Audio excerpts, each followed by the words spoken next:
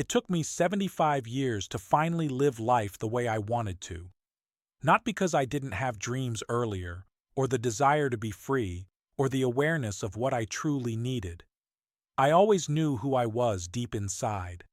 But I spent decades wrapped in a silent performance, a careful act, measuring my words, curating my actions, weighing my opinions, and often swallowing them down. All in the name of fitting in, being liked, respected, or simply not causing a stir. But something changed when I turned 75. A deep, liberating shift. I stopped caring what people thought of me, and in doing so, I finally met myself. You see, growing up in the mid-20th century, conformity wasn't just encouraged, it was survival. As a young man, I was taught to dress a certain way, speak with restraint, and never question authority.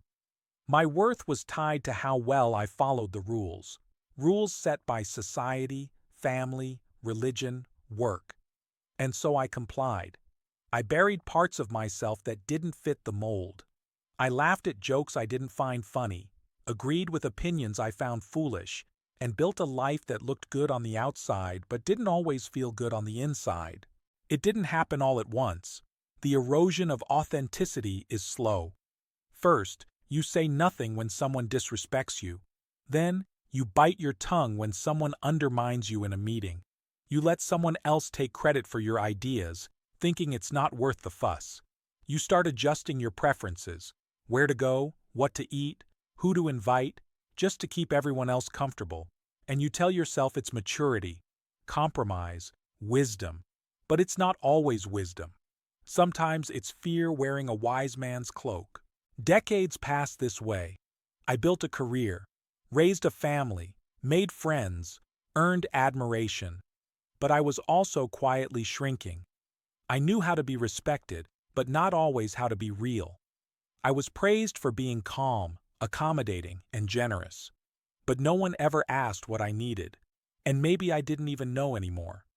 But aging has a way of stripping away the noise. Around 70, you begin to realize something profound. Time is no longer infinite. You start attending more funerals than weddings. Friends you've known for decades are gone. You forget names you once remembered easily. Your body slows down, and the world no longer feels designed for you. Invisibility sets in, not just from younger generations, but from systems, media, even the people closest to you. You become a background character in a play you once starred in. And oddly, that's when something beautiful happens. You stop pretending, you stop performing, because suddenly, the opinion of someone you barely know at a dinner party no longer feels important. The judgment of that neighbor who always criticized your lawn? Meaningless. The political rants at family gatherings? You nod politely, but you're no longer invested in defending your stance. Not out of weakness, but out of clarity. You finally understand that most people are too busy worrying about themselves to be worrying about you. And the few who do judge, their opinions say more about them than they do about you. At 75, I started speaking my mind, not harshly, but honestly. If I didn't want to go to a gathering, I said so. If I found a conversation draining, I exited it. I stopped apologizing for liking what I like, whether it's jazz music, old westerns, or quiet mornings with black coffee and no small talk. I started dressing for comfort, not fashion. I let my laugh be loud and my silences be long. I no longer explained myself, and the world didn't fall apart. In fact, it opened up. I began forming deeper connections, the kind that aren't based on performance or social currency. When you stop pretending, you attract people who are drawn to your truth, not your mask. I found that my relationships became more meaningful. My children began to see me not just as their father, but as a whole person. Friends started sharing more vulnerably with me. Strangers even seemed more at ease. Authenticity, I realized, has a ripple effect. When you give yourself permission to be real, you invite others to do the same. And yes, there were people who didn't like the new version of me. Some distanced themselves. Some said I'd changed, But the truth is, I hadn't changed. I had returned to the person I was always meant to be, the one buried under decades of polite silence and self-doubt. And if my honesty or boundaries made others uncomfortable, so be it. I was no longer willing to carry the weight of other people's comfort at the expense of my own peace. There is immense freedom in realizing you don't owe anyone an explanation, that your worth is not up for negotiation, that you are not here to decorate someone else's idea of who you should be. I stopped asking, "What will they think?" and started asking, "What do I think?" That question alone changed my life. And now, I wake up each morning with more peace than I've ever known. Not because life is easier at 75, it's not. There are aches, losses, and limitations. But there's also wisdom. And the greatest wisdom I've learned is this: the opinions of others are like passing winds. They come and go, but you remain. So why live your life as a leaf, tossed by every breeze, when you can stand like a tree, rooted in your truth? I often think about how much of our lives we spend editing ourselves, softening our voice, adjusting our appearance, shrinking our personalities to fit neatly into someone else's idea of who we should be. It's a quiet kind of suffering, really. Not dramatic, not the stuff of novels or movies, but it's constant, like a low hum of self-doubt running under every interaction. And we get so used to it that we stop noticing it's even there. Until one day, if we're lucky, it turns off. And the silence it leaves behind is not empty. It's freeing. That silence came to me after my 75th birthday. I remember the moment, strange as it may sound. I was sitting on the porch, watching the sun dip behind the trees, and I thought, if I died tomorrow, would I be proud of how honestly I lived? And the answer, frankly, was no. I had done the responsible thing my whole life, the right thing, but rarely the real thing. And in that moment, I made a decision. No more pretending. No more molding myself to fit spaces I had outgrown. I would live the rest of my life as if my time mattered, because it does. Do you know what happens when you start valuing your own time, your own voice? People notice, and not always in the way you might expect. Some admire it, others are confused by it. A few are even threatened. I've had lifelong acquaintances call me difficult for declining invitations I would have said yes to out of obligation. I've had relatives say I'm too blunt when I simply chose honesty over politeness. But I don't take it personally.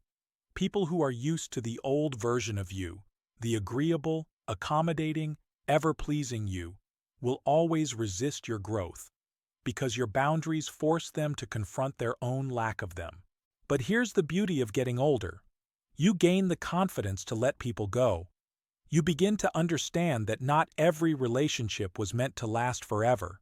Some people are in your life for a season, and that's okay. Letting go doesn't mean failure. It means making space for the relationships that nourish you now, at this stage, in this truth. I've also come to realize how deeply we internalize other people's expectations. From a young age, we're told what success looks like, how to behave, what's attractive, what's respectable. And for decades we chase those images like mirages, always just out of reach. But the older you get, the clearer you see. Those definitions were never yours to begin with. They were hand-me-down dreams, mass-produced ideals, and they don't fit everyone. They didn't fit me. I spent far too long trying to earn validation from people who didn't even know me. Colleagues, neighbors, distant family, strangers at social events. But you know what I've learned? No matter how much you twist and shape yourself to please them, it's never enough. There will always be someone who disapproves, always someone who judges. You could be the kindest, most thoughtful person in the world, and someone will still call you selfish. You could be successful, generous, and humble, and someone will still whisper that you think too highly of yourself.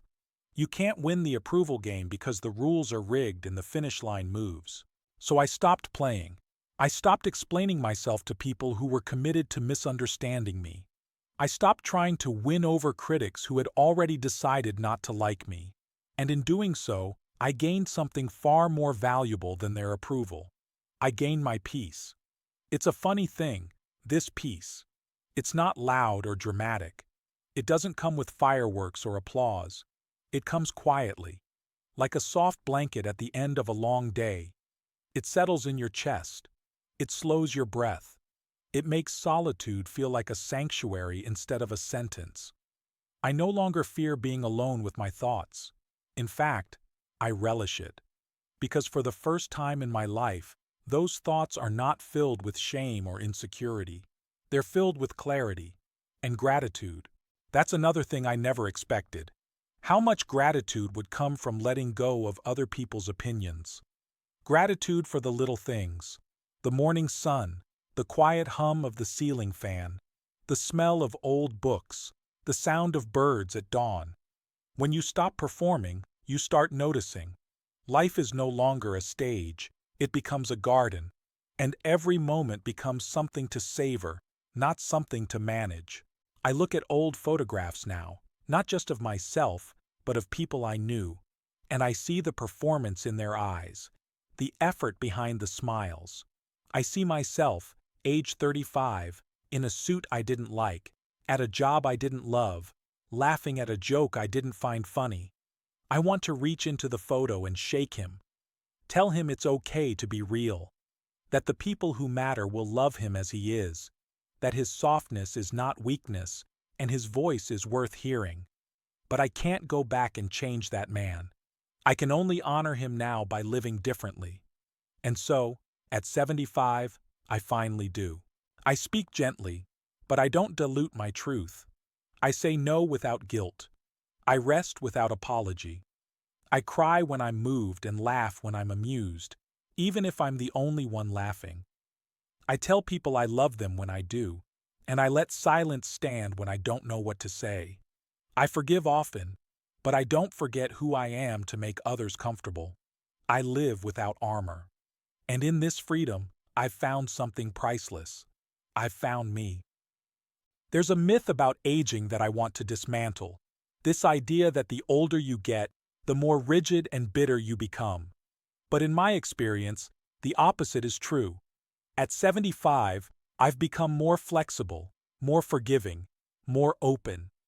Not because I'm trying to impress anyone, but because I've finally learned that holding on to resentment, judgment, and expectations is a burden too heavy to carry when you realize how short life really is. And once you drop that weight, something shifts inside you. You begin to float, not in the careless way of youth, but in the conscious, grounded way of someone who's done carrying what doesn't belong to them. I used to worry so much about what people thought of me, about being misunderstood, about making a mistake in public or saying the wrong thing. I spent so much energy trying to be a good person, a respectable man, a likable friend. I'd lose sleep over a single awkward comment, over someone's silence, over being left out. But now, I sleep like a baby. Because I've come to see the truth, most of those worries weren't rooted in reality. They were projections, my own insecurities reflected back at me through the imagined gaze of others.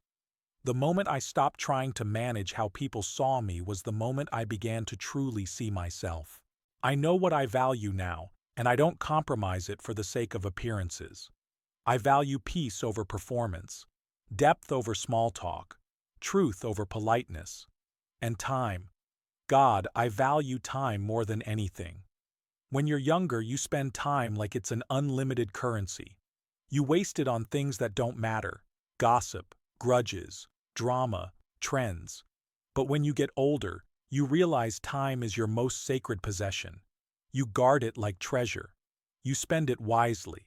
You stop saying yes just to be agreeable and you start saying no like it's a gift to yourself. Some people don't understand that. They think you're being antisocial or distant or even rude. But what they don't see is that you're finally protecting your energy. You're not cutting people off. You're cutting off expectations that drain you. You're choosing silence over noise, solitude over chaos, Simplicity over clutter. It's not bitterness, it's wisdom. It's not withdrawal, it's discernment. I've also stopped chasing things that never brought me joy in the first place. Status, applause, fancy titles, social approval. At one point, those things seemed important, but now, I see them for what they are. Distractions. They're like shiny wrappers with nothing inside. What matters to me now are things that can't be measured in likes or money or praise. The smile of my grandchild, a handwritten letter from an old friend, the scent of rain on dry earth, a perfectly brewed cup of tea. Moments like those, they're real, they're mine, and they don't require anyone else's permission to matter. People sometimes ask me if I have regrets, and yes, of course I do. I regret the years I spent trying to be someone I wasn't. I regret the times I kept quiet when I should have spoken up, the times I nodded along when I should have walked away. But I don't dwell on those regrets, because each one of them taught me something. Each one was a stepping stone toward this version of me, the version that finally feels whole. And you know what else I've learned? That most people are too busy worrying about their own insecurities to notice yours. That the harshest critics are often the loneliest. That those who mock others the most are usually afraid of being mocked themselves. Understanding this has helped me release so much fear. I no longer live my life through someone else's mirror.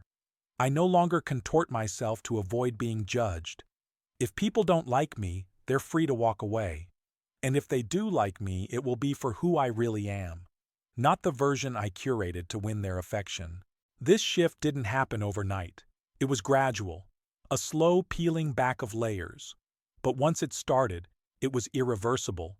And every day since then has felt like an act of return, a return to my voice, my rhythm, my values. I've stopped comparing myself to others. I've stopped measuring my life by milestones or achievements.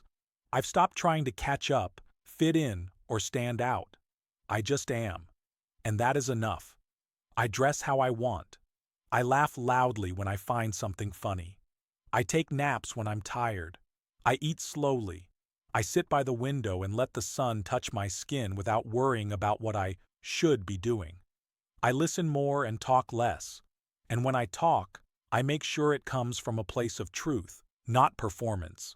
And here's the best part. I've never felt more alive. Not because life is perfect. It isn't. My knees ache. I forget things. I move slower. I've lost people I love. I've faced health scares and days when the weight of aging feels too heavy. But even in all that, there's beauty. There's clarity. There's strength. I've found a kind of power I never knew existed. The power of not caring what people think. And it doesn't make you selfish. It makes you free. So if you're younger than me and still caught in the loop of people-pleasing, let me say this to you now. You don't have to wait until 75 to let go. You can start today. You can begin peeling back the layers of expectation and rediscover who you are underneath. The world won't fall apart. In fact, it might just open up for you in ways you never imagined. There's something incredibly ironic about the way life unfolds. When you're young, you feel this intense pressure to matter to everyone. Your peers, your family, your coworkers, even strangers. Every move feels like it's under a microscope. You agonize over what you wear, how you speak, how you appear. You craft your identity carefully, stitching it together from scraps of expectation, validation, and fear. You're told to be yourself, but only if yourself fits the mold. And so, most of us never truly become ourselves.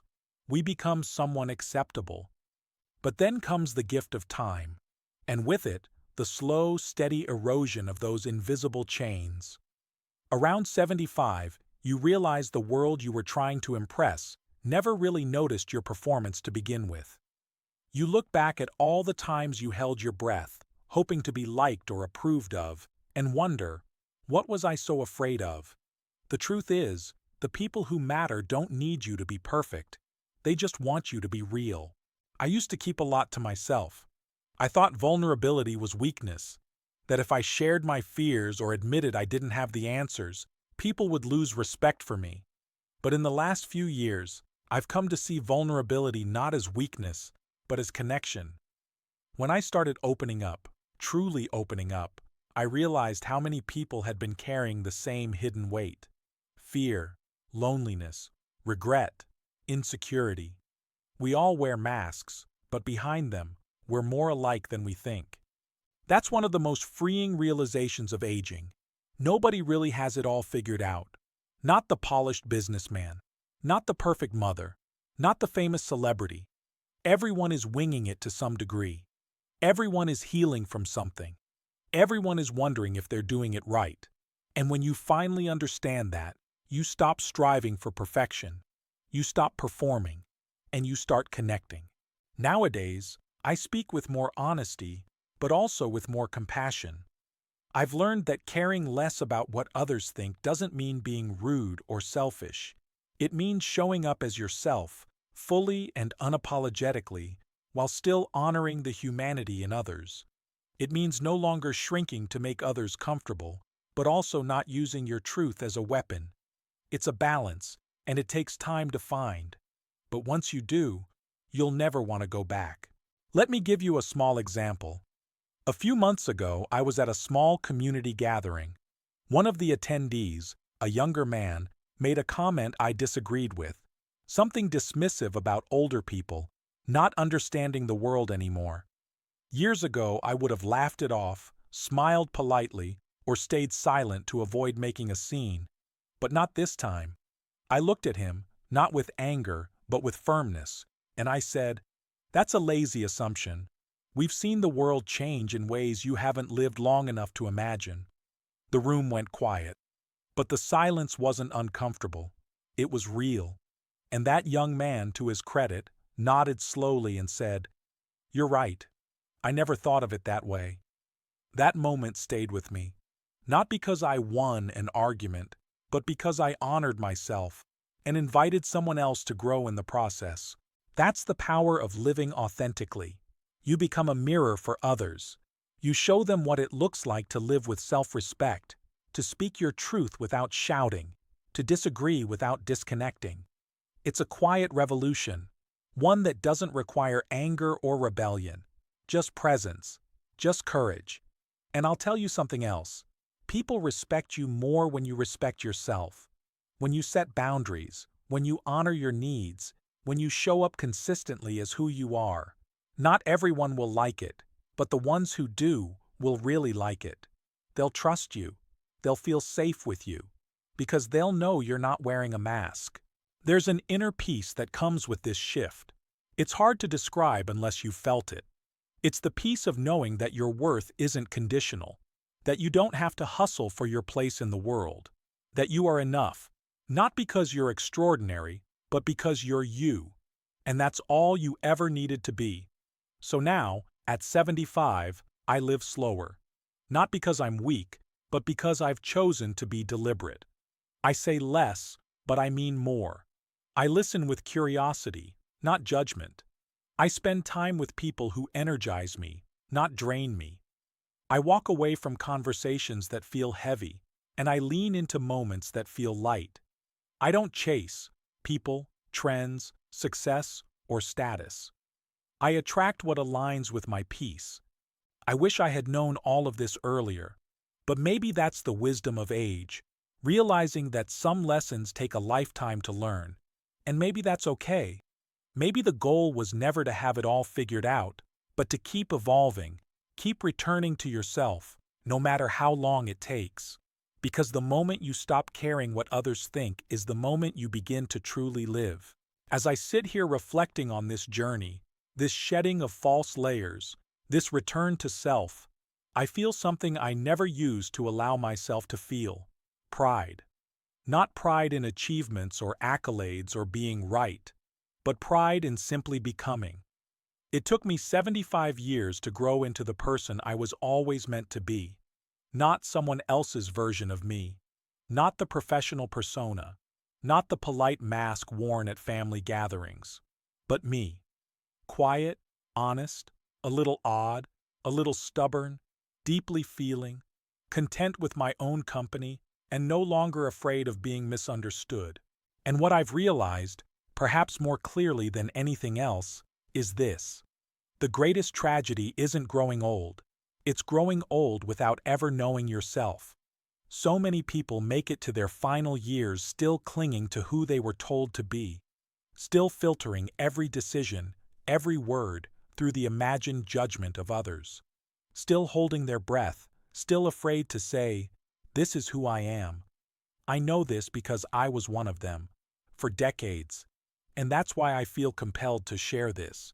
Not to preach, not to boast, but to free someone who might still be where I once was, trapped in the endless loop of trying to please, perform, and prove. Let me tell you what it's like on the other side. On the other side, you wake up and there's no inner jury waiting to dissect your every move. You wear what makes you feel comfortable. You eat what makes your body feel good. You speak only when you want to speak. And when you do, your words come from a place of alignment, not approval seeking. You make choices from the heart, not the crowd. You rest without guilt. You play without shame. You feel joy without wondering if it's silly or embarrassing. You say, "I don't know," with ease. You laugh without glancing around to see who's watching. You cry without apologizing. You dance, even if you have bad knees and no rhythm, because the music moves you and you no longer care who's judging. You begin to live for the moment, not the memory. You stop curating life for the highlight reel. And in those quiet, unposted, unseen moments, when you're watching the wind dance through trees or hearing the laughter of children down the street, or feeling your chest rise and fall in bed at night, you experience a fullness that no number of likes or compliments could ever give you. That's what happens when you stop caring what people think. You begin to care deeply, profoundly, about what you think, what you feel, what you value. You become loyal to your inner voice. You make peace with your imperfections. You stop chasing versions of yourself and finally inhabit your body, your mind, your truth. And yes, there are days when it's lonely. Authenticity isn't always popular. Truth isn't always welcome. Some people will call you too much. Others will say you've changed. But that's the cost of freedom. And let me tell you, it's worth it. Because what you gain is priceless. Your life back. I used to be terrified of growing old. I thought it meant fading away, becoming irrelevant, being forgotten. But now I see it differently. Growing old, for me, has meant awakening. It's meant peeling back the noise and discovering what was always underneath. It's meant trading the applause of the crowd for the quiet approval of my soul. And that's a trade I would make again and again. To anyone listening who's younger than me, whether you're 25, 45, or 65, let me offer you this. Don't wait. Don't wait until your body slows down, or until your hair turns gray, or until your calendar clears, or until you've been burned enough times to finally say, enough. You don't need permission to be yourself. You don't need validation to live your truth. You don't need to wait for the right time to stop caring what people think. The right time is now. Because the truth is, no matter how carefully you live, no matter how perfectly you perform, someone will still disapprove. Someone will still misunderstand you. Someone will still talk behind your back. And trying to prevent that is like trying to hold back the tide. Exhausting, impossible, pointless. But when you live in alignment with who you really are, when you stop hiding, stop editing, stop shrinking, you become unstoppable. Not in the loud, flashy way we're taught to admire, but in the quiet, grounded, deeply powerful way that radiates from within. So here I am, 75, not richer, not famous, not flawless, but finally, free. And if there's one thing I hope you remember from all of this, it's this. There is nothing more beautiful, more liberating, more alive than finally letting go of what the world thinks and stepping fully into who you are. And when you do, you'll realize The only opinion that ever truly mattered was your own.